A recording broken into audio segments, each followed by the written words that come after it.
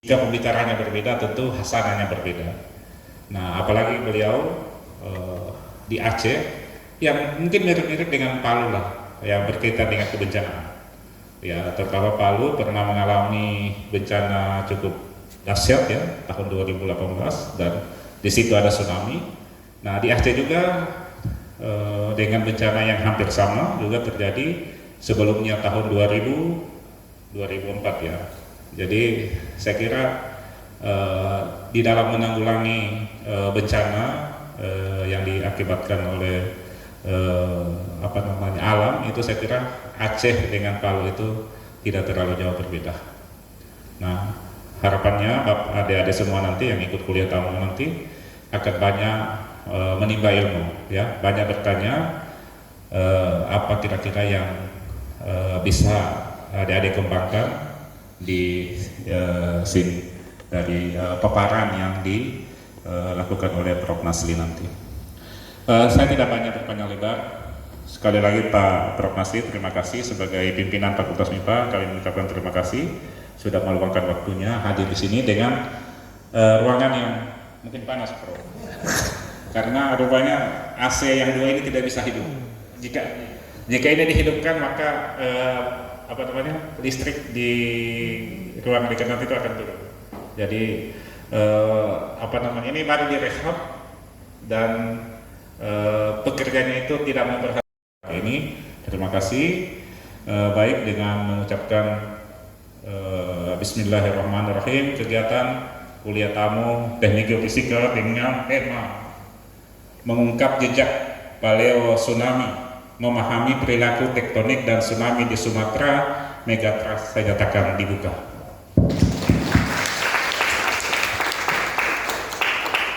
Semoga kegiatan ini bermanfaat bagi kita semua dan dinilai sebagai ibadah oleh Allah Subhanahu wa Ta'ala. Amin.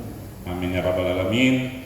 Demikian yang bisa kami sampaikan, kurang lebihnya kami mohon maaf. Wabillahi taufiq wal hidayah. Wassalamualaikum warahmatullahi wabarakatuh. Selamat pagi, salam sejahtera untuk kita semua. Sampaikan kepada Bapak atas sambutan dan pembukaan kegiatan kuliah tamu ini.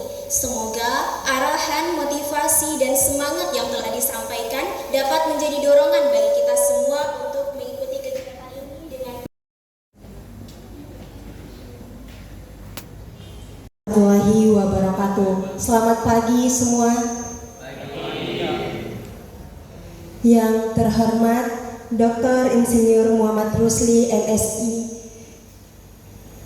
selaku Kepala Program Studi Teknik Geofisika FMIPA Untar, yang kami hormati Profesor Dr. Nazli SSI MSI selaku narasumber kita pada hari ini, yang kami hormati Bapak Ibu dosen yang menyempatkan hadir pada hari ini, dan teman-teman mahasiswa yang saya banggakan.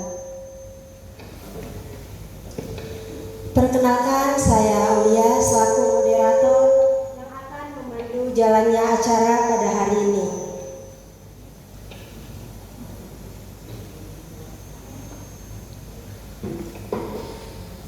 Sebelum saya melanjutkan ke acara inti kita, yaitu kuliah tamu dengan tema mengungkap jejak paleo tsunami, memahami perilaku tektonik dan tsunami di Sumatera Megatrust.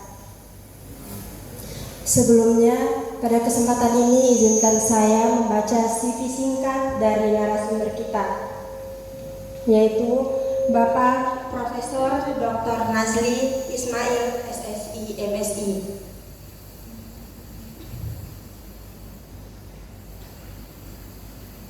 Beliau meraih gelar PhD dalam geofisika dengan spesialis geofisika bumi padat dari Universitas Uppsala, Swedia, serta memiliki gelar magister dalam geofisika dari Universitas Gadjah Mada, Yogyakarta, dan sarjana fisika dari Universitas Siak Kuala.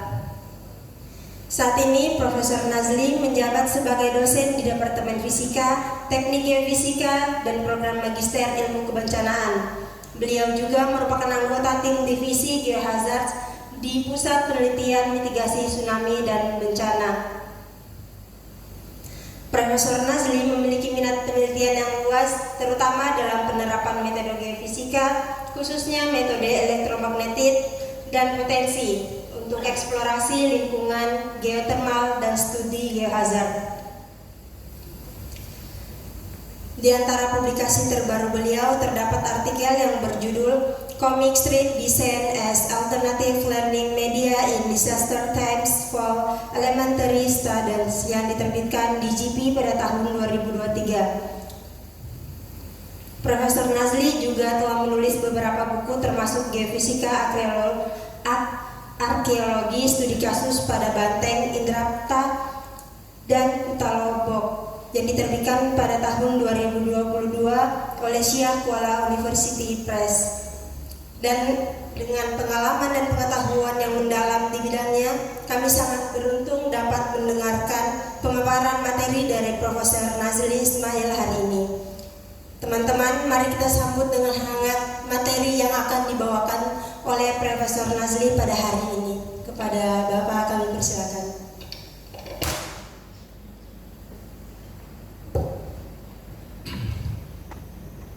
Assalamualaikum warahmatullahi wabarakatuh. Selamat pagi semua. Hamdan syukranillah, salatan wa salam ala rasulillah. Yang terhormat Bapak Dekan yang sudah pergi tadi, Pak Kaprodi, dosen-dosen, Bapak yang berhadir, serta yang saya banggakan mahasiswa teknik geofisika yang telah berhadir pada pagi yang berbahagia ini. Siap untuk memberikan kuliah kamu hari ini. Kalau bisa lihat saya pakai sandal, jangan ditiru ya. Untuk kuliah tidak cocok gitu, untuk pakai sandal gitu. Tapi karena memang saya tidak bawa sepatu dari Banda Aceh, karena memang kerja saya kebanyakan di tempat-tempat berair, jadi saya takut sepatu rusak gitu. Dulu orang tua saya menyekolahkan saya supaya tidak kerja lagi di sawah gitu. Ternyata saya sudah selesai sampai dapat profesor, kerjanya tetap di sawah juga gitu, walaupun dengan cara yang berbeda gitu ya. Baik, sebelumnya saya ingin memperkenalkan sedikit. Saya dari Siak Kuala. Siak Kuala itu adalah provinsi yang paling utara dan paling barat Indonesia. Dari sini mungkin kalau berangkatnya dengan pesawat besok pagi baru sampai karena harus nginap dulu di Jakarta. Dari Banda Aceh ke Jakarta itu 3 jam dengan pesawat. Dari Banda Aceh ke Kuala Lumpur 1 jam. Dari Banda Aceh ke Penang 1/2 jam dengan pesawat ke Malaysia. Lebih dekat ke tetangga daripada ke Jakarta sendiri itu. Jadi merupakan suatu kehormatan bagi saya untuk bisa berhadir di sini yang lebih jauh lagi dari Jakarta, di Tadulako, Universitas Tadulako. Sebenarnya dengan Pak Rusli saya belum pernah berjumpa, dengan Pak Dekan walaupun satu fakultas, satu prodi juga belum pernah berjumpa. Yang paling cepat saya berjumpa dengan Pak Maul itu pun baru beberapa hari yang lalu, Pak. Karena kebetulan saya berada di Asosiasi Prodi Geofisika Indonesia, jadi saya tahu ada dari Tadulako di dalam grup itu. Saya coba memperkenalkan diri, dan tahunya malah disuruh datang ke universitas. Saya pikir cukup dengan salaman saja, siapa tahu jumpa. Tapi tidak mengapa, membagi ilmu itu saya sangat senang. Saya sebenarnya dari awal kuliah itu di fisika S1, kemudian saya ambil geofisika di S2-nya di Gajah Mada, S1-nya di Universitas Siak Kuala. Kemudian di Universitas Gajah Mada itu saya fokus dengan bidang metode potensial field, metode medan potensial, yaitu metode magnetik dan metode graviti. Jadi saya dua yang saya sangat senang waktu itu. Penelitian saya tentang investigasi struktur bawah permukaan sesar di bawah permukaan antara Merapi, Merbabu, Andong, Telemoyo sampai ke Ungaran di memotong Pulau Jawa. Jadi dengan berbekal pengalaman gunung api itu, saya ambil S3 di geofisik, solid earth geofisik di Uppsala University di Swedia. Karena pengkajian gunung api itu paling cocok dengan elektromagnetik atau dengan magnetotelurik. Jadi saya mengambil bidang magnetotelurik di sana. Saya selesaikan disertasi di sana dengan bidangnya magnetotelurik. Pulang ke Banda Aceh tahun 2009 sesudah tsunami. Saya yakin Anda belum ada waktu tsunami itu. Yang mahasiswanya Pak. Jadi begitu pulang ke sana, tekad saya satu sebenarnya ingin melakukan penelitian-penelitian tentang eksplorasi energi panas bumi. Saya yakin Indonesia punya banyak sumber panas bumi dan masih sedikit yang dimanfaatkan. Dengan bekal magnetotelurik yang saya pelajari di Swedia, saya akan mencoba mengkaji. Di Aceh sendiri ada sekitar 7 gunung api. Tetapi ternyata dalam perjalanan saya melakukan itu, banyak orang tertarik melakukan penelitian tentang kebencanaan. Ya, penelitian tentang kebencanaan. Karena apa? Karena Aceh waktu itu baru saja dilanda tsunami. Jadi akhirnya saya terjerumus ke penelitian tentang kebencanaan, walaupun tetap dengan menerapkan metode-metode geofisika. Dalam penelitian berikutnya kebencanaan, saya juga ikut mengkaji tentang bencana-bencana pada masa lalu. Lalu dalam penelitian tersebut kita tidak bisa memisahkan antara sisa-sisa peninggalan pada zaman dahulu yang kadang-kadang hancur karena adanya bencana. Akhirnya saya terjerumus sekali lagi, 2 kali terjerumus seumur hidup itu ke penelitian tentang arkeologi. Jadi akhirnya saya sekarang jadinya sebenarnya kalau saya paling minat saya buat adalah geofisika arkeologi. Kami paling bangga bilangnya adalah eksplorasi energi panas bumi, hebat negara. Geofisika arkeologi itu kan sempit sekali, ya, hanya dangkal 5 meter di bawah permukaan. Tetapi sebenarnya ini menjadi sebuah momentum yang bagus. Karena apa? Sedikit sekali orang yang concern, orang-orang geofisika yang concern dengan arkeologi. Kebanyakan yang concern dengan arkeologi adalah orang-orang sejarah, orang-orang arkeologi. Nah, ketika masa lalu kita dibahas oleh orang-orang sejarah, pasti visinya sejarah. Tapi kalau masa lalu kita dibahas oleh orang-orang yang fisikawan, saya pikir geofisikawan, pasti ada ilmu pengetahuan plus sejarah. Saya yakin Sulawesi Utara, Sulawesi Tengah, ya, Sulawesi Tengah juga punya banyak prospek tentang arkeologi. Nanti siapa tahu kita bisa kerjasama ke depannya. Saya dengar dari Pak Maul tadi, Sulawesi Tengah itu bumi 1000 megalit, bumi 1000 megalit.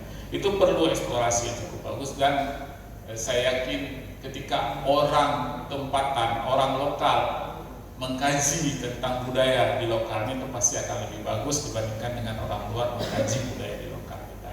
Mereka pasti akan menulis dengan versi mereka, bukan dengan versi kita. Insya Allah ke depan itu. Baik, saya awalnya menduga yang akan hadir adalah mahasiswa tingkat lanjut, kemudian dosen-dosen. Ternyata yang hadir hari ini yang baju-baju pemadam kebakaran yang Oke, baik. Yang lain adalah baju-baju biru, masih lama itu dapat baju itu, lama sekali, nggak serta-merta dapat. Jadi artinya mungkin tema yang saya kasih hari ini agak berat sedikit, tetapi insya Allah kalau orang lain bilang mungkin pilih teknik geofisika karena nggak lulus tempat lain, ternyata berat-berat di tempat kita. Jadi Anda beruntung bisa lulus di tempat yang ilmunya berat-berat seperti itu. Sekali lagi juga saya perkenalkan bahwa saya adalah supervisor student chapter Associate Exploration of Geophysics untuk Syah Kuala University. Jadi saya kebetulan sebagai advisornya, advisor fakulti. Ini baju yang saya pakai, sengaja saya simpan satu, siapa tahu kebetulan waktu biar bisa pakai baju SAG. Insya Allah teknik geofisika akan membuka SAG ke depan. Kita bisa kerjasama dalam banyak kegiatan. Biar kita kembangkan sayap. Pun di Indonesia tidak dikenal, tidak ada masalah. Yang penting di luar negeri kita dikenal. Baik, kita bisa berbagi pengalaman. Tampilkan hari ini adalah mengungkap jejak paleo tsunami. Paleo tsunami itu adalah sejarah tsunami pada masa lalu. Untuk memahami perilaku tektonik, perilaku subduction zone, dan tsunami-tsunami yang terjadi di megatrust. Penelitian ini bukan kita sendiri, tidak akan kita sanggup melakukan sesuatu dengan hanya bermodalkan kita sendiri, gitu ya. Misal Universitas Tadulako sendiri kan satu. Terus terang, tadi Pak Dekan bilang untuk menghidupkan AC sebelah sini aja susah, gitu ya. Harus sebelah saja sini karena mati lampunya karena salah pengaturan. Artinya untuk penelitian-penelitian yang besar itu butuh anggaran yang besar. Alhamdulillah kita punya kemampuan skill kita. Luar negeri punya uangnya, kita combine akan menjadi suatu prospek yang cukup bagus ke depan. Jadi penelitian ini adalah kerjasama antara Nanyang Technological University Singapura atau Earth Observatory of Singapore, kemudian dengan University of Adam Mickiewicz di Poznan, Polandia, dan sebelah sini adalah Universitas Sekolah. Jadi kerjasama 3 negara dengan 3 universitas. Dan kerjasama itu bukan hari ini, sudah mulai dari tahun 2010 kita coba. Nah biasanya kalau kita punya kerjasama dengan luar negeri sekali saja impactnya kecil, gitu ya. Tapi kalau kita bisa pertahankan kerjasama itu dari 2010 ke 2025 berapa tahun? 15 tahun. Tapi alhamdulillah masih berjalan terus. Itu namanya sustainability. Artinya kita harus ikat universitas luar bekerja sama dengan kita dan mereka puas dengan kerjasama dengan kita sehingga itu berlanjut. Tidak hanya dalam serta-merta satu kali saja. Kalau satu kali saja itu penting, kita mau mementingkan kepentingan mereka, tidak kepentingan secara ringkas. Saya lebih suka ringkasnya saja. Nama saya Nazli Ismail. Tadi sudah dibilang bahwa saya S1 di Fisika Universitas Sekolah, kemudian S2 Geofisika di Gajah Mada, kemudian Geofisika di Uppsala University Swedia. Kemudian lain saya pikir tidak terlalu penting. Yang penting ada di bawah ini. Ada alamat LinkedIn saya, kemudian ada alamat Instagram saya, boleh dibuka-buka nanti, banyak video-video menarik. Ada alamat Facebook saya juga. Sebenarnya awalnya cuma punya Facebook, ternyata mengajarkan mahasiswa Gen Z itu, kalau kita kan udah suruh posting di Facebook, nggak mau mereka, maunya di Instagram. Oke, saya buka Instagram, akhirnya ada Instagram. Ternyata juga masih ditipu kita sama mahasiswa Gen Z itu. Kalian maksudnya. Ternyata mereka punya 2 Instagram. Satu yang untuk sesama mereka saja, satu lagi terbuka untuk orang lain. Kalau kita buka, nanti kalau ada yang invite kamu, Instagramnya kosong, jangan terima. Itu berarti fake. Hanya sekedar untuk melihat-lihat Instagram orang. Jadi biasanya ada 2. Kalau mau berapa ada Instagram? Ada 2, Pak. Ada 2, itu contoh Gen Z. Gen Z sudah tua. Baik, nanti bisa dibuka-buka. Karena saya memang prioritaskan Instagram saya ke education, ya, ke education, ke pendidikan. Maksudnya tidak membosankan, insya Allah tidak membosankan.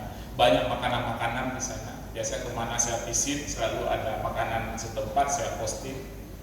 Kemudian video-video saya lakukan penelitian juga saya posting di situ. Oke, kita tinggalkan kata-kata mukadimah ini. Kita mulai dengan tsunami. Berapa umurnya? Belum lahir? Oh, SMP? SD ya. Tapi tsunami di Palu kecil sekali area. Tidak semua ikut merasakan, gak enak. Masih tidak punya pengalaman. Ya. Tapi kalau tsunami di Aceh itu seluruh wilayah Aceh pesisir. bukan hanya seluruh wilayah Aceh, ada 14 negara. Selain Indonesia ada Malaysia, Thailand, Myanmar, Bangladesh, Sri Lanka, Maldives, India, dan beberapa negara lain di Afrika. Dan semua punya korban yang banyak sekali. Jadi artinya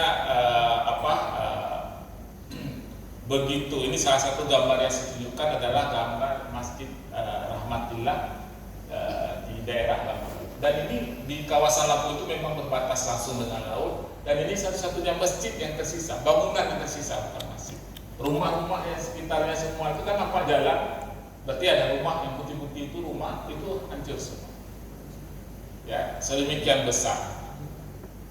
Artinya penduduk atau masyarakat pada saat itu tidak tahu ada tsunami. Apa itu tsunami tidak tahu. Yang ada dalam buku-buku barangkali. Dan itu hanya ada di Jepang. Dalam bayangan orang-orang pada masa itu. Sehingga mereka tidak siap dengan kejadian bencana.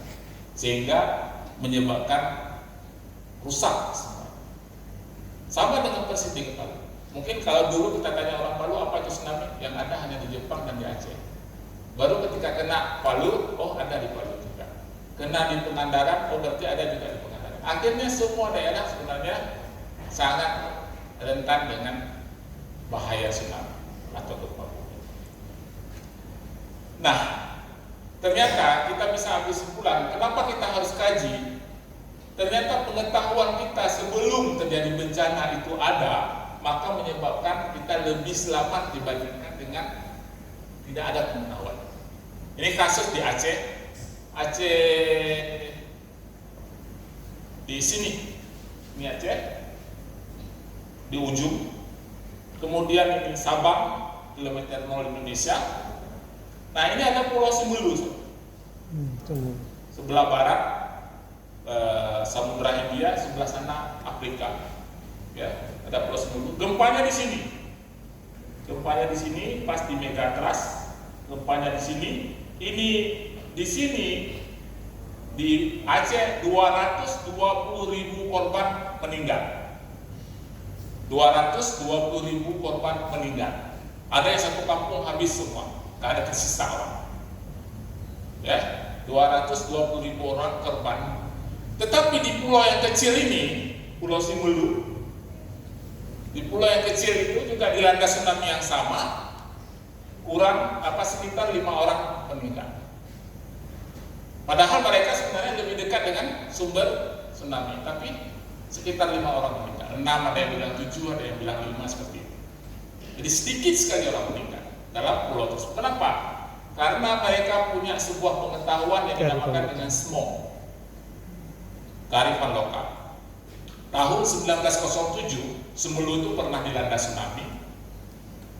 Kemudian pada saat itu mereka belajar bahwa kalau ada gempa besar maka harus ada yang mengkoordinir untuk naik ke gunung sehingga semua selamat.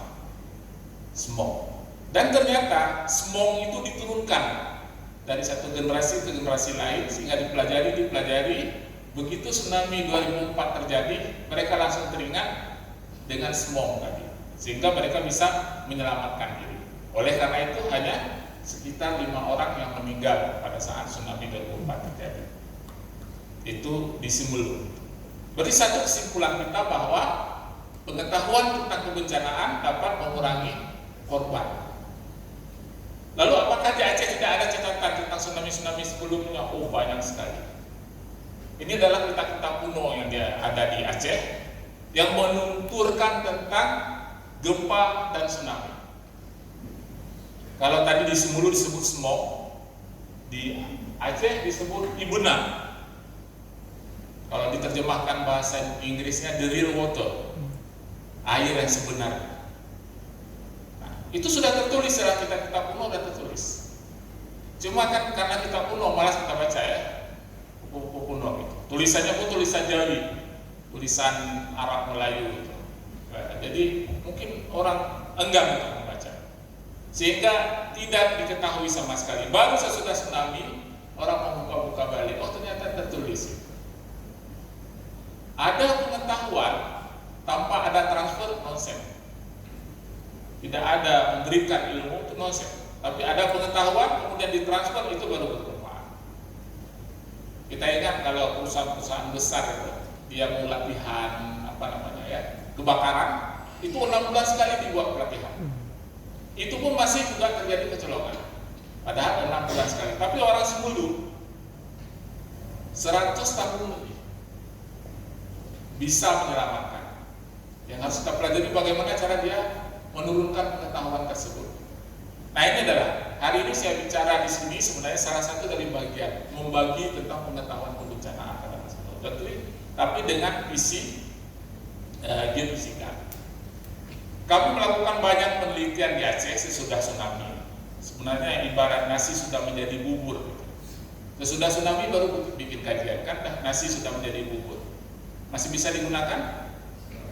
Masih, kalau gula, kalau santan, insya Allah lebih enak rasanya. Dibandingkan dimakan nasi lembek dengan ikan ya. Jadi akhirnya kita harus memanfaatkan apapun yang terjadi. Akhirnya sejak tahun 2005 sebenarnya kita lakukan penelitian. Salah satu penelitian yang bagi kami cukup menakjubkan, bagi kami gitu ya, mungkin orang lain tidak. Dan penelitian ini dipublish di jurnal Nature, yaitu penemuan sebuah gua tsunami yang ada di Aceh Besar. Nah, di dalam gua tsunami itu kita gali, ini hasil galian dari gua tsunami. Ini dindingnya kita gali, dan dalam dinding itu ternyata yang menyimpan, kalau tadi yang menyimpan tsunami 1907 itu masyarakat Simelu.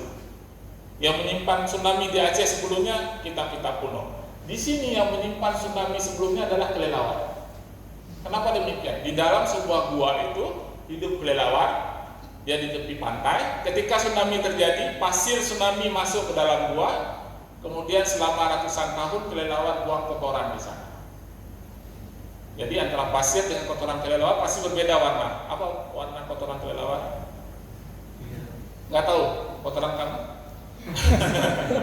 Golkar. Ya, apa kira-kira warna kotoran kelelawar? Warna Hitam ya, hitam atau coklat, pokoknya nggak akan sebagus punya kita. Ya. Oke, nah yang hitam-hitam ini adalah kotoran kelelawar. Yang bersih-bersih ini adalah pasir tsunami. Waktu kita gali, oh ternyata bukan hanya manusia mengingat tsunami. Kalau manusia lupa mengingat, kelelawar akan mengingat. Jadi yang ini adalah pasir tsunami yang berselang-seling. Ada berapa tsunami di sini? 12 tsunami. 12 dengan tsunami 2004. Ini yang paling tebal ini 2004. Jadi ada 11 tsunami yang terjadi sejak 7.400 tahun yang silam. Dengan perulangannya tidak teratur. Ini kalau kita lihat nih tipis-tipis, tsunami kecil, kemudian tsunami besar, tsunami kecil, kemudian tsunami besar 2004. Artinya akan ada lagi tsunami besar, dan seterusnya. Ini pengalaman dari temuan kita di dalam gua kotoran kelelawar, kalau kita pakai bahasa Indonesia, atau dalam bahasa Inggris lebih cantik, bedsheet. Jadi gua kotoran kelelawar. Nah, di sini kita temukan 12 kali tsunami yang ternyata perulangannya tidak teratur. Artinya kalau teratur enak sekali, 200 tahun sekali, mudah. Ini saya hidup paling berapa? 60 tahun habis sudah mati. Berarti nggak akan kena tsunami ke depan. Tapi kalau tidak teratur, nah ini menjadi problem. Jangan-jangan besok. Jangan-jangan besok lagi. Jadi akhirnya kita harus memang siap sedia. Nah, kita gali di dalam gua tsunami tersebut. Tapi juga kita lakukan di luar, di daerah-daerah lain di Banda Aceh. Di daerah lain di Banda Aceh yang galinya seperti ini.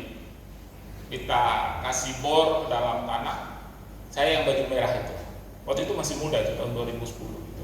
Sekarang masih juga.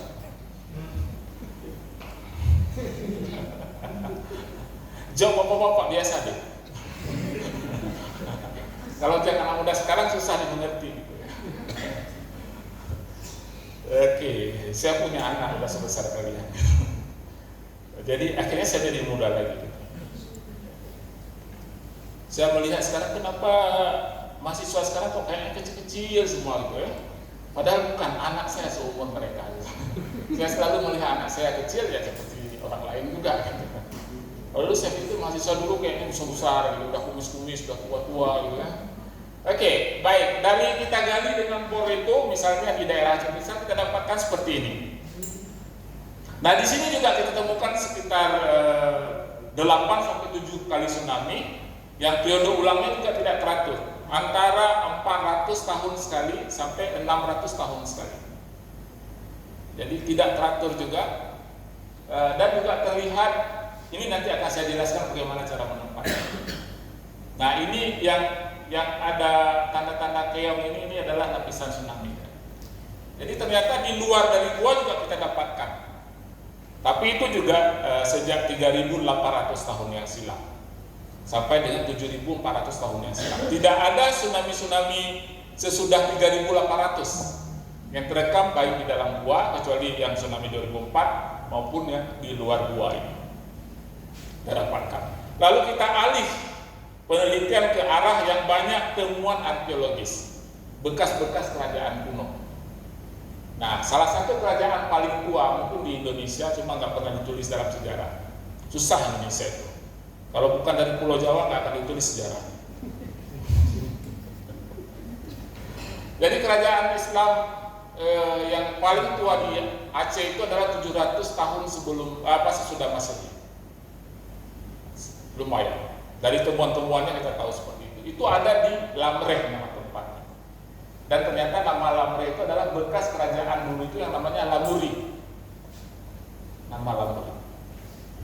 Nah, yang paling mengejutkan di daerah Lamuri itu atau daerah Lamreh itu adalah kita temukan tsunami 2 buah di tahun 1394 dan tahun 1450. Berapa tahun? Pakai kalkulator boleh juga. Itu ciri khas mahasiswa sekarang, nggak sanggup dia mikir dengan. Kecuali untuk hitung balik-balik uang itu baru cepat. Berapa tahun? 56. Hah?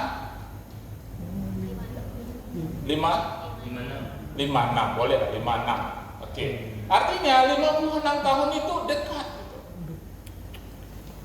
Kalau orang sempat umur 10 tahun waktu dia tsunami pertama, berarti waktu udah tua dapat sekali lagi.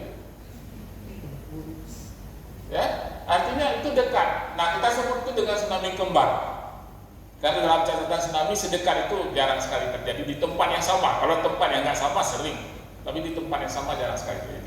Nah, itu kita dapatkan di daerah Lamreh itu, di daerah kerajaan kuno. Kenapa kita dapatkan itu? Kita temukan keramik-keramik. Nah, ini kenapa saya terjerumus ke arkeologi. Ya, kita temukan keramik-keramik kuno Cina di situ. Dan batu nisan Aceh. Nanti kalau ke tempat-tempat tertentu, kalau lihat ada kuburan kuno, biasa kuburan ulama atau kuburan raja, lihat jenis batu nisannya. Nah, salah satu batu nisan yang paling terkenal di Asia Tenggara, batu nisan Aceh. Batu nisan Aceh itu tersebar seluruh Asia Tenggara, terutama untuk kuburan-kuburan penting.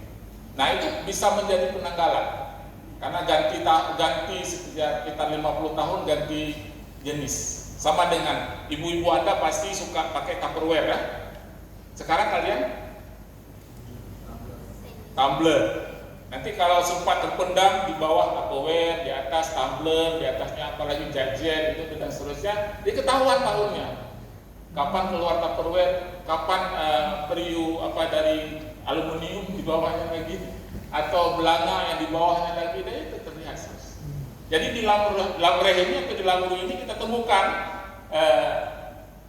ada nisan-nisan kuno di bawah dari tahun 1400. Kemudian juga keramik-keramik kuno dari di bawah 1400.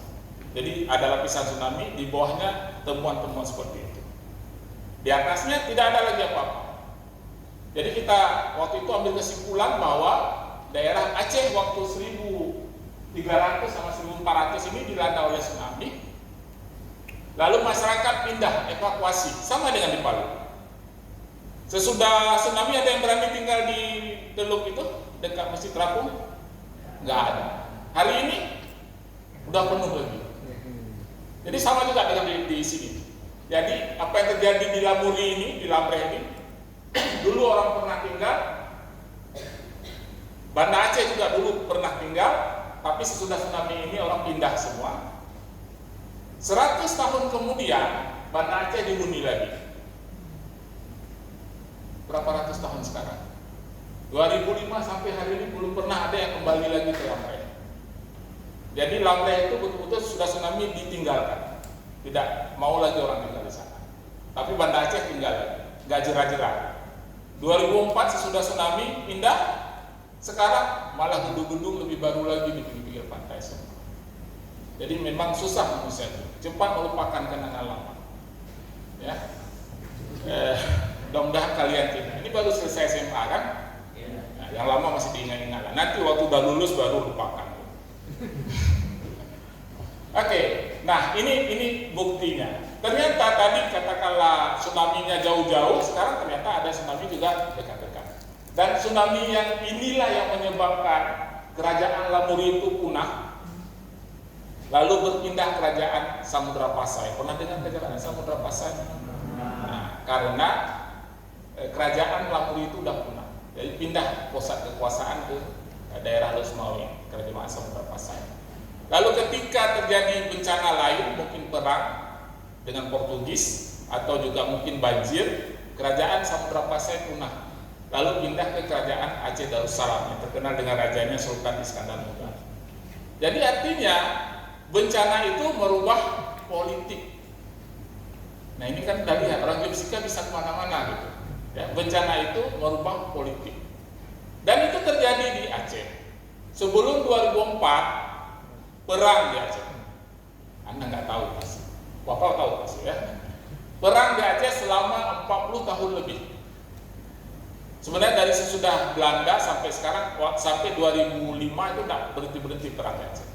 Tapi ketika tsunami 2004 terjadi, selesai perang.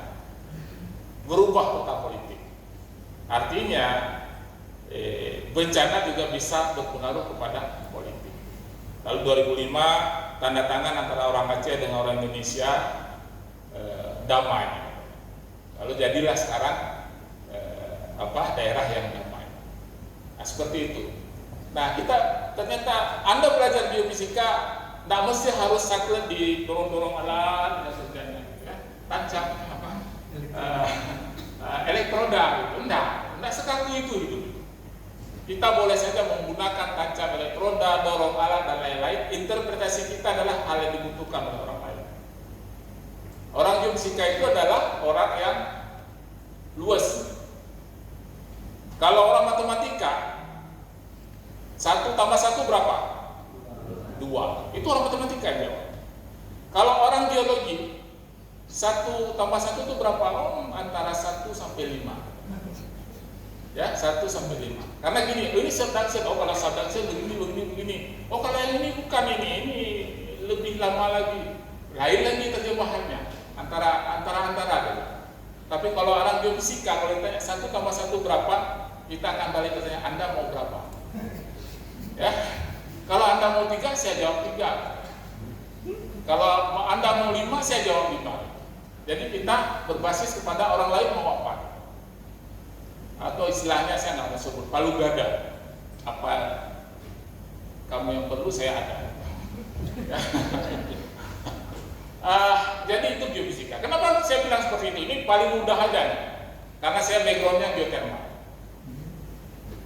Panas itu warnanya apa? Menurut Anda, panas warna apa? Merah. Dingin? Biru. Keren. Pak Maul, energi tinggi merah apa biru? Biru energi tinggi. High energi itu biru. Mau beli kompor gas warnanya merah. Warna apinya merah, mau beli? Enggak ya? Kalau kompor gas warna apinya biru, baru. Nah sekarang kita buat pemetaan geothermal. Kita kasih seperti kompor gas tadi. Ini yang biru-biru ini sumber panasnya apa? Yang merah-merah ini air dinginnya. Diterima sama perusahaan? Nggak akan diterima sama perusahaan. Karena apa? Berbalik menurut orang perusahaan. Makanya kita diajarkan dari kecil di sekolah, merah itu low energy, biru itu high energy, ternyata sampai ke perusahaan dia balik, kita ikut balik dia juga. Kalau dibuka MATLAB, kita plot warna reverse kita pakai, tidak lagi warna pelangi gitu, reverse. Nah itu contoh bahwa 1 tambah 1 itu dalam geofisika berapa kamu? Belum lagi seismik. Kalau ada perusahaan pengennya cuma 10 meter, kita kasih data 10 meter aja. Ini Pak modelnya. Padahal kita masih sembunyikan sampai 50 meter ke bawah. Karena mereka nggak perlu, nggak kita kasih. Lalu begitu ada perusahaan lain minta 50 meter, nah ini datanya 50 meter. Seolah-olah orang perusahaan pertama yang perlu 10 meter itu, oh kalau nambah lagi, nambah uang lagi. Padahal pengukurannya sama, 1 hari juga sama. Tetapi datanya dicicil. Yang 10 meter, yang 50 meter, yang 100 meter ke bawah, itu dicicil semua. Semua apa nih? Love. Cuma love itu kalau digerak-gerakkan jadi duit. Dia nggak akan ada cinta tanpa ada. Oke, right. Nah ini kajian dasarnya. Mudah-mudahan saya bisa habis cepat-cepat aja. Ini kajian dasarnya. Nah, kenapa kita lakukan penelitian paleo tsunami itu di Sumatera? Karena ingin kita lengkapi data-data tsunami selalu. Tidak hanya di Aceh, seluruh Sumatera, mulai dari Banda Aceh sampai ke Tahun, untuk lakukan penelitian sampai dari Banda Aceh sampai ke laut. Lalu dengan itu kita bisa tahu bagaimana siklus gempa di daerah megatrust. Lalu dengan itu tentu ilmu-ilmu ini semua akan digunakan untuk pengurangan risiko bencana. Nah sekarang kita balik ke geofisika. Kenapa kita bisa meneliti tsunami purba? Apa mungkin datang gali, ini tsunami? Gak mungkin kan? Jangan-jangan pasiennya bukan tsunami yang bawa, banjir siapa tahu. Jangan-jangan pasiennya dump truck yang bawa. Jadi kita harus bisa pengetahuan. Nah yang pertama adalah konsepnya adalah konsep elastisitas. Jadi jangan protes ketika semester 1, 2 fisika banyak sekali dengan protes. Karena konsep-konsep fisika semua dipakai. Jadi konsep elastisitas itu adalah kalau kita kasih gaya sedikit sesuatu benda, dia menggaris misalnya ya, menggaris. Kalau kita tekan sedikit dia melengkung. Kita lepas, dia lepas lagi seperti biasa. Tapi kalau penggaris kita paksa terus, apa yang terjadi? Patah. Nah ini dia. Nah kalau dia patah, itu berarti terjadi gempa. Kalau dia belum patah, ini namanya semacam elastic strain. Jadi kerak bumi tempat kita tinggal juga seperti itu. Dalam masa tertentu, dia akan ditekan oleh gaya, bisa kompresi, bisa divergensi, bisa juga dengan transformasi seperti itu.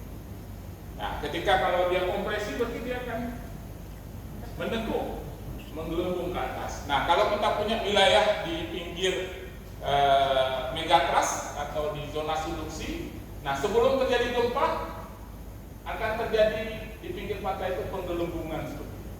Bukan hanya di pinggir Papua, di pinggir zona subduction. Ketika lama-lama itu bergerak terus, sama dengan manusia, nggak tahan lagi, diejek, sekali-sekali kita tonjok gitu ya. Itu kan seperti ini gitu.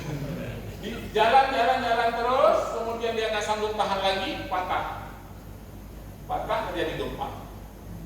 Ketika patah terjadi gempa, yang tadinya adalah uplift atau menggelembung, sekarang menjadi subsiden atau danau. Bukan danau, tapi cekungan rawa-rawa seperti itu. Jadi ini prosesnya. Nah proses ini yang mau kita gunakan untuk mengkaji paleo tsunami. Di Sumatera, saya yakin juga di Sulawesi seperti itu. Sumatera lebih simpel. Kenapa? Karena hanya ada 1 megatrust di Samudra Hindia. Sulawesi ada Filipina sebelah sana, betul sana Filipina. Kemudian ada Pasifik sebelah sana. Kemudian belum lagi patahan-patahan yang ada di Pulau mana pulaunya kurus-kurus lagi semuanya gitu. Jadi memang sangat-sangat kompleks, ya, sangat-sangat kompleks, tidak sesederhana di Sumatera.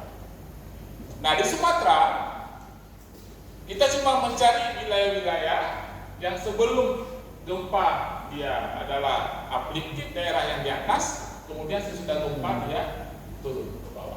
Ada daerah seperti itu? Ada. Nah, ini di Sumatera, saya kasih contoh. Ini pulau-pulau yang seperti Pulau Simulu saya bilang tadi. Dia gara-gara gempa, apa yang terjadi? Dia terangkat. Yang putih ini terumbu karang.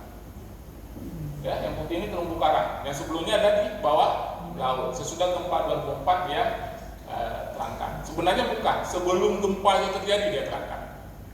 Nanti setahun kemudian sesudah gempa dia baru turun balik. Nah, ada daerah di Banda Aceh sesudah tsunami dia turun 1,5 meter. Turun. Jadi lautnya pindah kemari. Apa yang terjadi dengan pohon kelapa? Meninggal. Mati semua pohon kelapa. Lalu 5 tahun kemudian daerah ini jadi daratan lagi. Nah, ini yang kita foto sesudah beberapa tahun sesudah tsunami. Jadi pohon kelapanya udah kadung mati, dan duluan mati dia gara-gara tergenang. Ini daerah-daerah yang sangat cantik untuk penelitian paleo tsunami. Mengapa cantik? Seperti ini gambarannya. Nah, ini lokasi sebelum tsunami terjadi. Ada daratan, ada pohon-pohon, ada daun-daun. Kenapa ini uplifted, terangkat? Okay. Kemudian daun yang gugur itu apa jadi di tanah? Apa namanya? Kompos, organik, ya. Warnanya coklat hitam gitu ya. Tanah yang coklat hitam itu bagus, ya. Kalau merah tidak bagus. Nah, di sini terkumpul tanah organik, humus, tanah kompos. Lalu gempa terjadi, turun. Lalu datang tsunami, menumpuk pasir di sini. Akhirnya tanah yang hitam tadi tertumpuk di bawah pasir. Lalu 200 tahun kemudian, 400 tahun kemudian ini menjadi daratan lagi. Dia menggembung lagi karena proses subduction tadi. Lalu terjadi lagi gempa, turun lagi.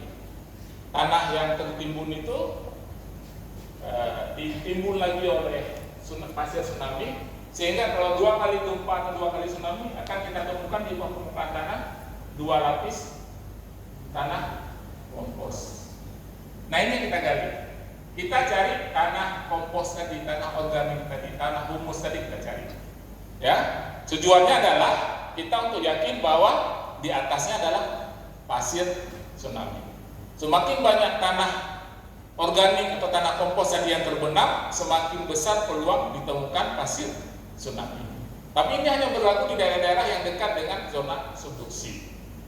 Ya, hanya berlaku di zona subduksi. Nah, itu yang sebelumnya kita coba bor, mana tadi gambar bor. Kita bor, kita ambil sampel tanah. Oke. Nah, sesudah kita lakukan itu, Anda juga bisa melakukan hal seperti ini di sekitar pantai yang ada di Sulawesi Tengah. Nah, baru kita bawa sampel-sampel kita ke lab. Pertama, memilih lokasi. Orang canggih, tinggal pakai Google, langsung dapat lokasi-lokasi yang kita mau. Sudah kita Google, dapat, datang ke sana, kita lakukan pengeboran. Bornya mungkin kalau mau yang lebih lama sampai maksudnya lebih lama tanahnya itu sampai 12 meter kedalaman. Mudah sekali, alatnya bisa dibawa-bawa. Kemudian kita bisa bawa ke lab, kita lakukan SRF. Tujuannya adalah untuk kita analisis kimianya. Kemudian kita bawa ke lab, kita bisa lihat umurnya, radiokarbon dating. Kemudian kita bisa lakukan grain size analysis. Tujuannya adalah untuk melihat bagaimana energi yang berlaku saat. Biasanya kalau Pernah minum kopi? Kopi tubruk ya. Waktu kopi tubruk dicampur dengan kopi lalu diaduk-aduk. Diamkan 5 menit, apa yang terjadi? Dingin, bukan ke situ saya mau. Kopinya turun. Ya, bubuk kopinya turun ke bawah. Ampasnya. Yang paling kasar-kasar ampasnya di mana? Paling bawah atau paling atas? Paling bawah. Yang halus-halus paling atas. Nah, kita bisa lakukan grain size analysis. Jadi kita bisa tahu berapa besar energi tsunami-nya. Yang kedua, kita bisa tahu berapa kali gelombang tsunami-nya datang. Datang pertama, tumpahan pasir, lalu butir-butir kasar di bawah sampai halus ke atas. Datang tsunami kedua, tumpahan pasir yang butir kasar lagi lalu halus ke atas. Waktu kita gali kita akan lihat halus, kasar 2 kali tsunami dalam satu periode, dalam satu masa. Nah, itu kita lakukan dengan grain size analysis. Untuk memastikan bahwa ini adalah semua pasir tsunami, ada satu cara yang lain. Kita lakukan kajian foraminifera. Foraminifera itu semacam sipu-sipu tapi kecil-kecil sekali, hanya bisa dilihat di bawah mikroskop elektron. Nah, itu sipu itu hidup di mana? Di laut dalam. Artinya, kalau di sedimen kita kaji itu banyak sekali sipu-sipu kecil yang nggak hanya bisa dilihat dengan mikroskop. Tadi banyak, berarti pasti airnya berasal dari laut dalam. Kalau tidak ada itu, berarti air pasang surut saja. Karena nggak mungkin sipu laut dalam di bawah air pasang surut seperti itu. Jadi kita lakukan dengan kajian foraminifera. Lalu baru kita bisa tahu, oh ini tsunami purba. Kita balik lagi kemari, cek balik sekali lagi untuk memastikan. Nah, ini adalah contoh wilayah yang kita lihat dengan Google. Ini Oxbow, Sungai Mati. Yakin di sini banyak sekali sungai mati. Sungai mati itu adalah pertama sungainya berkelok, kemudian terpotong kelokannya. Ini contohnya ini terpotong kelokannya jadi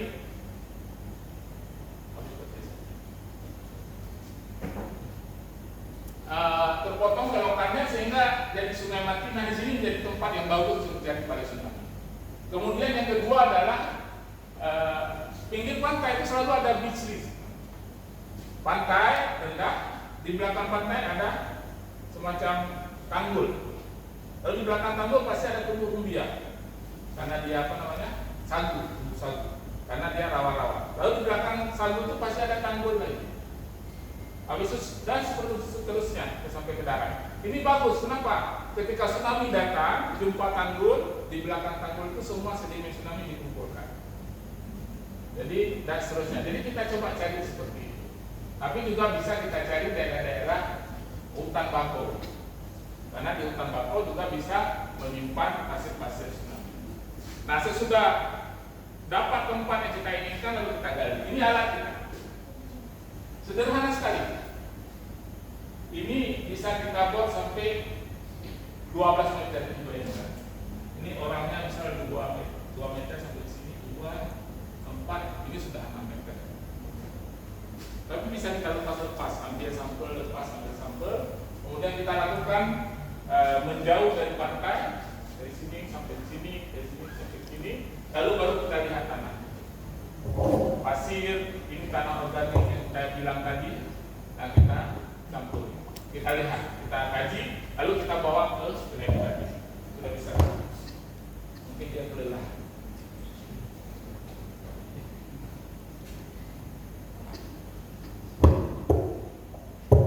Oke, baik. Nah, ini contoh hasil sampel yang kita lihat, yang tadi memanjang kita bor. Kemudian yang ini kita pisahkan, kita rasa-rasakan. Orang geofisika yang bekerja dengan paleotsunami itu perasaannya tinggi. Setiap tanah yang ada diremas, dipegang, dirasakan, halus, kasar, tidak. Maka berbahagialah cewek-cewek yang dapat suaminya nanti orang geofisika. Dia rasakan begitu halus, kasarnya semuanya. Dan itu penting untuk diingat. Ya, sedemikian pentingnya. Jadi, dan Anda bisa bayangkan yang orang lain mengabaikan tanah-tanah tadi, orang geofisika memperhatikan. Jadi tidak ada yang dibuang sama orang geofisika. Ya. Jadi cukup perhatian suami-suami yang geofisika. Right. Nah, ini kita bandingkan nanti berapa persen banyaknya pasir, berapa persen banyaknya clay, berapa persen banyaknya lempung. Kita bandingkan. Karena apa? Tanah yang berpotensi tsunami itu pasirnya lebih banyak. Lalu baru kita kaji secara kandungan mineralnya, karena yang pasir itu juga yang tanah-tanah tadi juga yang berasal dari tsunami mineralnya sangat tertentu. Kita lihat lagi kandungan foraminiferanya. Kalau dalam pasir tadi waktu kita analisis ternyata mengandung banyak sekali fosil-fosil serbu kayu, polen, serbu sari dari pohon-pohon. Itu maknanya bukan dari laut, itu dari darat, itu banjir. Tapi kalau dari foraminifera baru kita yakin itu adalah tsunami. Nah, kita bawa ke XRD untuk melihat kandungan-kandungan kimianya, alatnya seperti ini. Saya yakin banyak sekali tempat yang sudah memiliki alat seperti itu. Lalu kalau masih serius dengan korem, ini bentuk koremnya yang sebelah sana. Nanti kita lihat dia ada di dalam sampel tanah yang ada ini. Kelihatan koremnya. Itu dengan mikroskop elektron bisa kita lihat.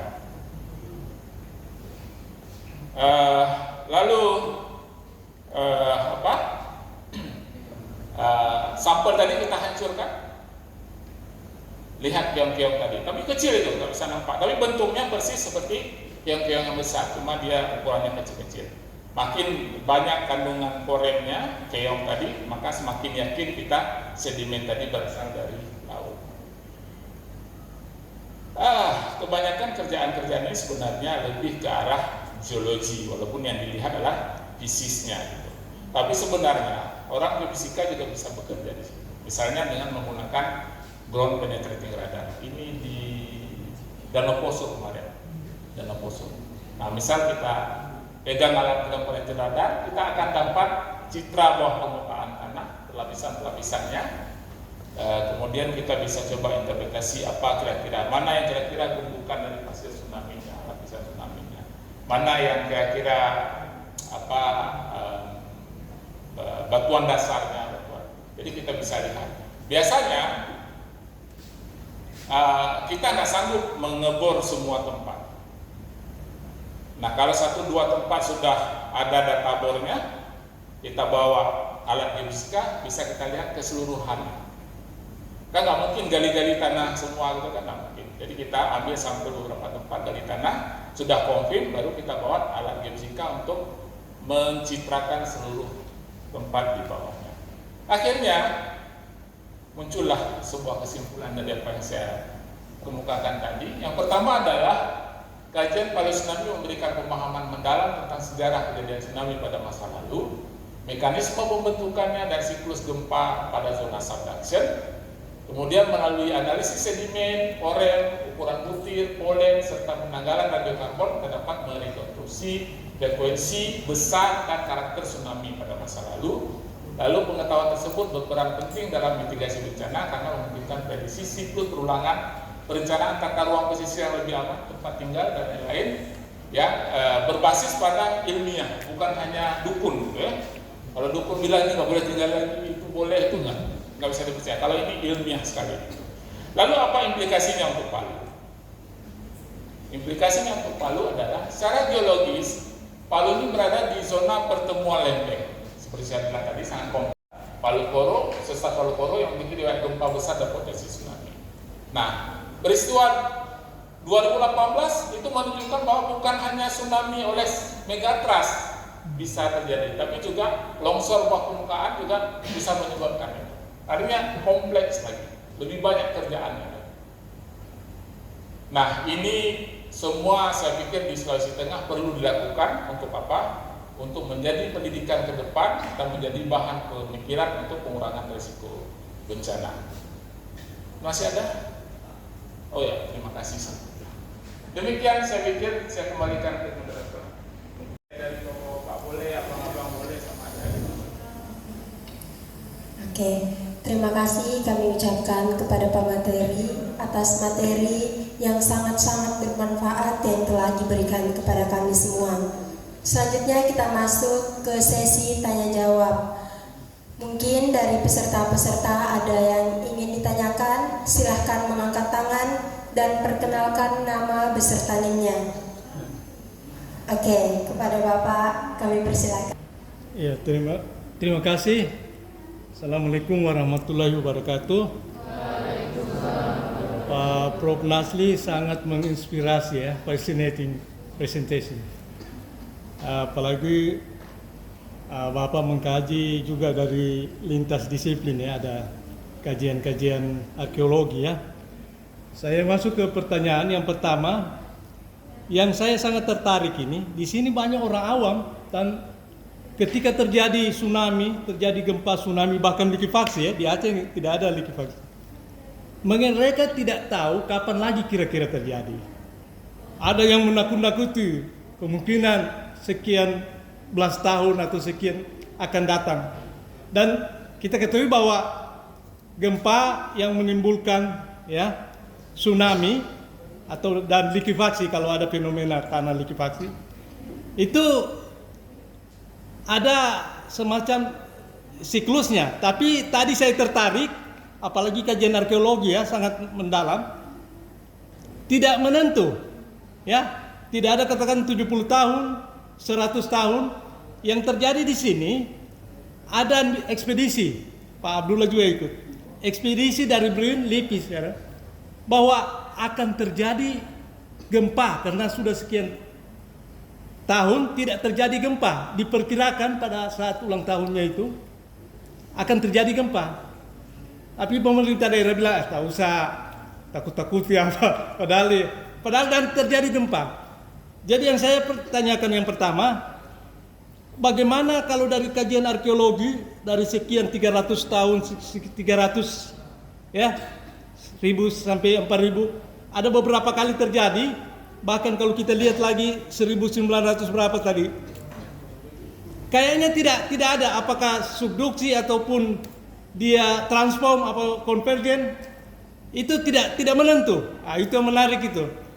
Apakah ada misalnya 50 tahun, 100 tahun akan terjadi subduksi atau konvergen, transform, atau ada batas tertentu mungkin 50 tahun. Kenapa Abdullah bilang tahun 68 kalau tidak salah pernah terjadi tsunami di Pantai Barat. Kemudian pertanyaan kedua, tadi menyinggung mengenai Danau Poso. Saya pernah dengar tsunami Danau Poso, kalau tidak salah yang terbesar kedua ya, setelah Toba, kedua atau ketiga. Apa yang Bapak kaji tadi dari perspektif arkeologi, itu ada juga kajian bahwa pernah terjadi tsunami yang ditimbulkan, yang terjadi di Danau Poso, atau gimana? Saya kira itu saja Pak Prof. Terima kasih. Baik, yang pertama bahwa yang pertama bahwa periode perulangan. Nah, iya, periode perulangan ini sebenarnya yang paling penting kita tahu adalah sumber gempanya. Karena ini sebagai contoh, misalnya kita ambil Lampung, ini yang paling mudah kita kaji. Lampung itu punya sumber gempa dari sesar Sumatera, punya sumber gempa dari zona subduksi di laut sana, dan punya sumber gempa dari letusan gunung api. Nah, artinya ketika kita lihat perulangan tsunami yang begitu banyak, tidak serta-merta berapa kali dia berulang itu tahun persisnya. Nah, karena apa? Kita juga perlu kaji sumbernya apa. Jangan-jangan yang zona subduksi berapa tahun sekali, yang dari sesar Sumatera berapa tahun sekali, kemudian yang dari gunung api juga berapa tahun sekali. Kalau daerah Lampung yang paling sering terjadi, paling dekat itu gunung api. Karena kan ketika Krakatau meletus, ini kali ketiga dia terjadi tsunami. Jadi artinya itu kalau kita tahu persis sumbernya dari apa. Nah, makanya kenapa misal di kajian kita itu kita perluas penelitian kita mulai dari Aceh sampai ke Lampung. Kalau dalam perjalanan itu butuh 3 hari 3 malam. Kalau kita jalan harus cuti. Jadi ke Lampung karena apa? Kita mau melihat sumber-sumbernya. Apakah ini sumber yang gempa dari mana? Karena kalau kita tahu persis sumber gempa, maka kita bisa persis tahu ini yang berulangan yang mana. Karena dia berulangannya juga berbeda-beda, sehingga kadang-kadang jadi lebih dekat. Misal yang saya bilang tadi adalah tsunami kembar 1395 dengan 1450 itu juga kita dapatkan di Pulau Semulu datanya, bukan hanya di Banda Aceh. Nah ini kan udah konfirm. Oh berarti di antara tsunami-tsunami yang waktunya lama ada yang dekat-dekat. Sebenarnya lebih bagus kita tidak tahu berapa periode ulang, Ya, tetapi itu. kita tahu itu berulang. Oh, Itu yang paling penting. ya. Kenapa? Kalau kita tahu periode ulang orang mengenal. Tapi kalau kita tahu itu berulang, maka kita akan selalu. Nah, problemnya sekarang di dalam kasus itu politik juga bermain. Harga tanah, ya, perumahan baru. Orang yang developer mau bikin perumahan baru, ini pas kali mas lagi tsunami. Nah, kami jual tanah di sana, bebas tsunami dan seterusnya gitu. Jadi tidak serta-merta, makanya pengetahuan-pengetahuan dari akademik ini yang harus lebih dikemukakan. Itu saya pikir itu jawabannya. Mungkin sinergi antara pentahelik, antara peneliti, pemerintah yang punya dana dan lain-lain itu kita sinergikan. Itu satu. Yang kedua terkait dengan Danau Poso, kami ke sana itu sebenarnya dalam satu budaan besar bahwa istilahnya kalau mungkin orang tertawakan mengkaji tsunami di Danau Poso, orang tertawakan, tapi kan dari bukti arkeologi yang tidak formal ya, mengatakan pernah. Kemudian kalau lihat bukti minggu lalu baru saja terjadi gempa besar dan 6,4 kalau nggak salah saya di Poso, di Danau Poso. Kemudian juga baru tadi pagi 3,4. Tadi pagi baru terjadi juga. Pas kami sudah balik terjadi gempa juga, tapi tidak terlalu besar, paling tidak terasa. Nah itu memungkinkan terjadi itu. Makanya kita datang ke sana untuk yang pertama adalah melihat proses perubahan garis pantai di Danau Poso. Karena di Pasir Putih itu sekarang menjadi sumber ekonomi bagi masyarakat, menambang pasir putihnya untuk bangunan misalnya. Nah, selain bisa dijadikan sebagai objek ekonomi, sebenarnya juga di daerah-daerah seperti itu pasir itu kan sedimen, dia mudah bergerak. Jadi kita bisa tahu persis perubahan garis pantai di situ. Nah, jangan-jangan dalam lapisan-lapisan tersebut juga kita bisa temukan sedimen-sedimen yang mungkin berasal dari tsunami pada masa lalu. Nah, ini cukup menarik. Mudah-mudahan jelas. Sedikit lagi, Prof, terkait dengan megatrust, ya, tapi tidak sempat disinggung. Ini ada seismic gap ya, sekitar ketika itu berapa tahun lalu saya wawancara dengan Pak Abdullah bincang-bincang dari Geofisika Bumi ya. Dengan adanya 16 zona megatrust di Indonesia, di Sulawesi ada, ya, dan di Sulawesi Tengah, Buol dan Toltoli, kampung saya, tempat anak kelahiran saya, itu juga berpotensi terjadi megatrust, ya. Dari perspektif arkeologi sebagai pakar fisika bumi ya, bagaimana dengan isu megatrust yang buat heboh orang ya, karena pakar-pakar Jepang katakan seismic gap, ya, sudah sekian ratus tahun tidak terjadi megatrust, ya. Apakah yang Aceh kemarin bukan megatrust? Saya silakan Pak. Prof. Baik, yang dimaksud dengan seismic gap itu sebenarnya megatrust, katakanlah ini kita ambil yang bagian barat dulu ya, yang sepanjang Pulau Sumatera di laut. Yeah. Dia meningkat. Kalau di Sulawesi itu masuk dalam cincin apinya Pasifik. Nah, kalau berbicara dengan seismic gap sebenarnya adalah berbicara tentang kesetimbangan pergerakan lempeng. Nah, kalau misalnya kita lihat gempa 2004 itu terjadi antara Aceh Andaman India. Lalu gempa 2005 itu terjadi antara Andaman dengan Simulu, sudah lebih ke selatan. Lalu gempa lagi di 2007 kalau nggak salah saya, itu sudah di Nias. Nah, maknanya dalam satu paket tadi kata Bapak segmen.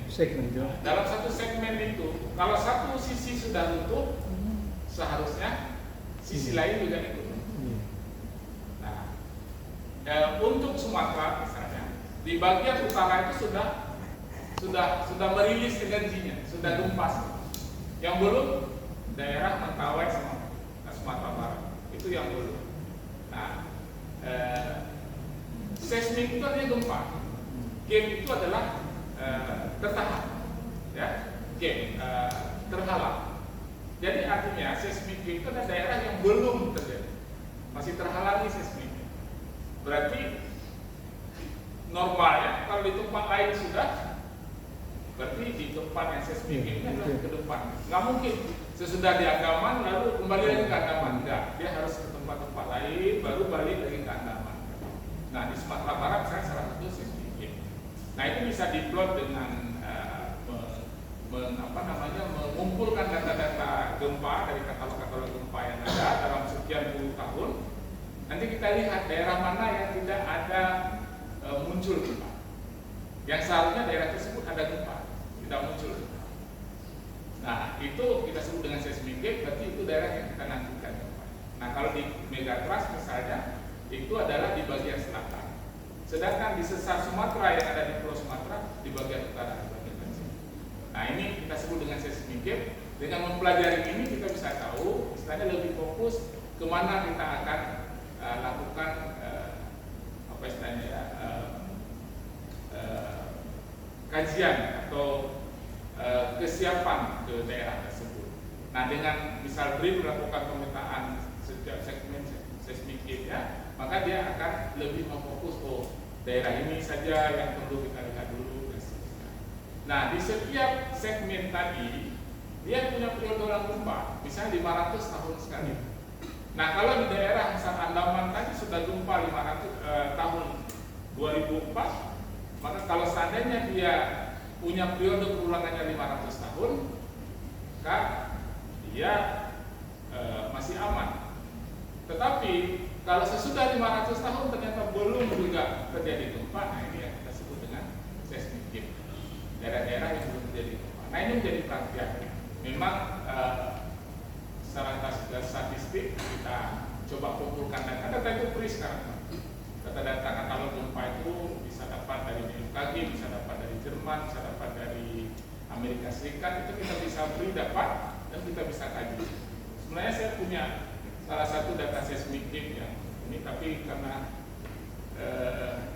tidak cocok untuk anak-anak geofisika yang baru muncul, makanya saya coba kaji, saya coba memberikan yang lebih luas, bisa pemahaman kalian.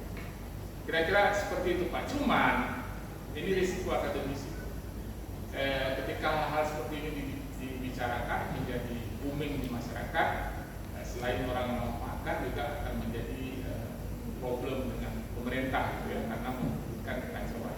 Sebagai contoh, tahun lalu heboh gempa megatrust di Sumatera, yang tidak terjadi heboh.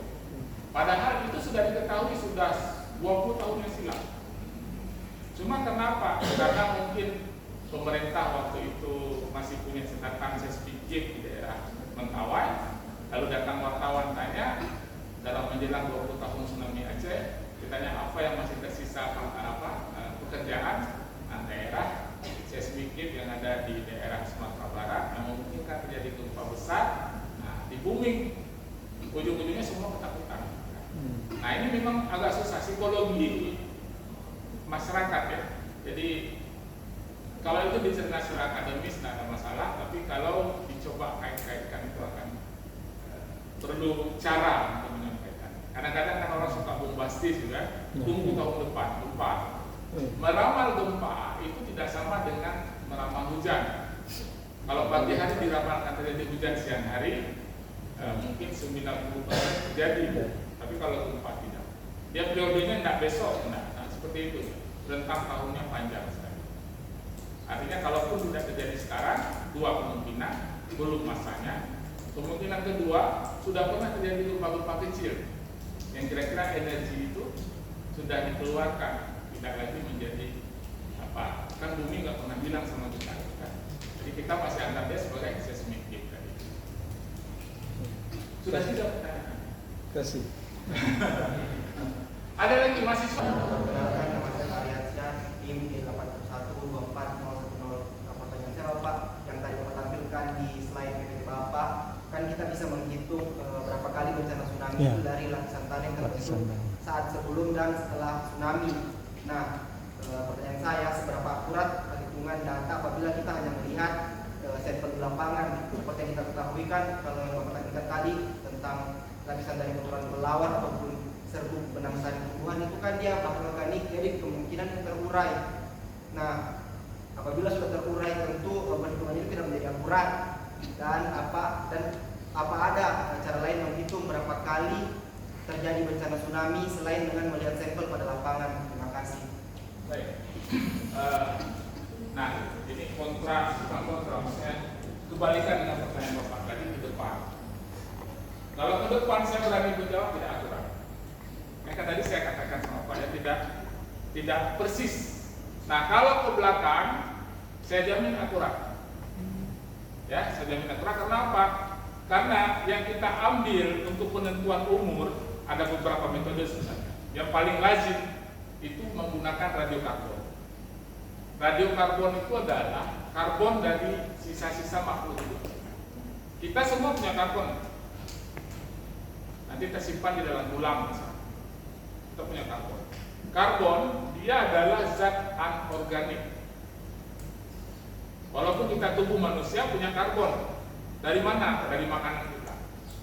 Kita simpan, kemudian dia tidak pernah membusuk. Batu bara adalah karbon. Kalau batu bara membusuk, tak ada batu bara di muka bumi kita ada, gitu kan? Itu sisa-sisa tumbuhan. Lalu kenapa juga ada kayu misalnya tidak sempat jadi batu bara? Karena dia ada permukaan, karbon tadi menguap. Tapi kalau dia tertimbun di bawah rawa, jadi batu bara. Kita simpan. Nah, yang kita cari di sekian lapisan itu adalah sisa-sisa makhluk hidup yang masih ada. Jadi charcoal, kita bilang apa? Batu bara atau apa istilah lain? Fosil. Nah, fosil itu kita lihat. Nah, hari ini kita menggambarkan fosil manusia Homo Homo sapiens, Pithecanthropus erectus, meletus atau apa lagi lah. Jadi itu yang kita pikirkan. Sementara seekor kecoa pun punya fosil, seekor nyamuk pun punya fosil. Nah, ini yang akan kita gunakan sebagai penentu umur. Nah, untuk penentu umur yang bagus itu adalah makhluk hidup yang jangka hidupnya pendek. Jadi ngambil fosil dari sisa-sisa makhluk kecil-kecil yang hidup, misalkan apa tadi ya, serangga misalnya. Itu lebih bagus karena dia hidupnya tidak terlalu lama. Hidupnya tidak terlalu lama, sehingga kalau kita kaji dia kapan karbon terbentuk dalam tubuhnya, bisa kita tahu persis dengan jeda errornya singkat. Misalnya kita katakan tadi ada nampak ini adalah 400 tahun yang silam dengan errornya antara 50 tahun. Berarti antara 450 atau 350. Jadi hanya 100 tahun jeda. Nah, ini akurat sekali kalau untuk itu. Jadi yang sudah membusuk itu tidak kita gunakan. Yang kita gunakan adalah sisa-sisa makhluk hidup. Misal kalau tadi kotoran kelelawar, karena kelelawar itu dia makan serangga, ada jenis kelelawar makan serangga. Nah, serangga-serangga yang ada tadi ada dalam kotoran tadi itu kita ambil, kita nyatakan. Di pasir tsunami biasanya susah kita dapatkan bukti makhluk hidup, susah kita dapatkan. Jadi yang kita buat apa? Kalau di sini ada pasir tsunami, kita ambil sisa makhluk hidup yang ada di bawah pasir tsunami dengan sisa makhluk hidup yang ada di atas. Nanti antara umur yang di atas dengan di bawah ini, inilah umur tsunami tadi. Jadi biasanya paling 100 tahun masa perkiraan ketidaktepatannya paling 100 tahun, atau bahkan ada yang 20 tahun, 50 tahun. Jadi betul-betul akurat kalau kita merujuk ke tsunami yang terjadi pada masa lalu. Nah dari situ kita bisa tahu tadi persis ada yang jeda 600 tahun, 400 tahun, 200 tahun, atau bahkan yang jedanya 50 tahun. Nah, kalau untuk umur-umur yang lebih lama tentu saja kita menggunakan zat radioaktif yang lebih, waktu parunya itu lebih panjang. Nah, yang biasa digunakan adalah radiokarbon karena dia waktu parunya pendek, sehingga cocok untuk masa-masa yang baru-baru saja, maksudnya mungkin 7.000 tahun, 1.000 tahun itu cocok masih radiokarbon. Tapi kalau lebih udah ratusan tahun, ratusan ribu tahun itu nggak cocok lagi. Dengan itu bisa kita gunakan unsur-unsur radioaktif yang lain. Kira-kira seperti itu. Masih ya, silakan. Baik, terima kasih atas kesempatannya. Sebelumnya perkenalkan, nama saya Lulu Fitria dari angkatan 2023. Jadi pertanyaan saya itu Pak, dengan mempertimbangkan sejarah gempa bumi dan tsunami yang terjadi di Palu ini, bagaimana kajian jejak paleo tsunami dapat membantu memahami pola, frekuensi, serta potensi terulangnya tsunami di wilayah tersebut, termasuk jika kan seperti kita ketahui penyebab terjadi tsunami tahun 2018 itu karena adanya longsoran di bawah laut. Nah, itu yang pertama. Yang kedua itu dalam konteks geologi lokal, sejauh mana karakteristik tektonik Sulawesi mempengaruhi resiko tsunami dan metode apa saja yang bisa digunakan untuk meneliti jejak paleo tsunami yang ada di Palu ini Bapak. Kemudian yang terakhir, bagaimana temuan dari penelitian ini dapat dimanfaatkan dalam menyusun kebijakan mitigasi bencana di daerah pesisir yang rawan tsunami seperti di Palu. Oke. Sebenarnya untuk menjawab pertanyaan pertama, bahwa kajian tsunami purba di Palu itu mendesak. Ya, mendesak. Karena apa? Periode ulang kejadian gempa atau tsunami di Sulawesi Tengah